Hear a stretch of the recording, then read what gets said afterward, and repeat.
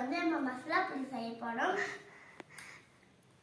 அதுக்கு நல்லா இருக்கான்னு பார்த்துக்கோங்க. என்னை பார்த்து செஞ்சு விட்டு உங்கள் அப்பா அம்மாக்கெல்லாம் தரலாம் நீங்கள். இப்போ வந்து நான் செய்ய ஆரம்பிச்சிட்டேன்.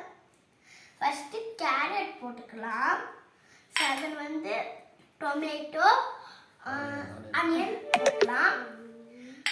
அது வந்து மிளகாத்தூள் போட்டுக்கலாம், தேவையான மிளகாத்தூள். அதுக்கடுத்து கொத்தமல்லி கொஞ்சமாக போட்டுக்கலாம். நீங்கள் கிள்ளி போட்டுக்கோங்க, நான் கிள்ளி போட்டுட்டேன். அதுக்கடுத்து உப்பு கொஞ்சமாக போட்டுக்கலாம். அதுக்கடுத்து நல்லா கல்லாரி இருக்குங்க.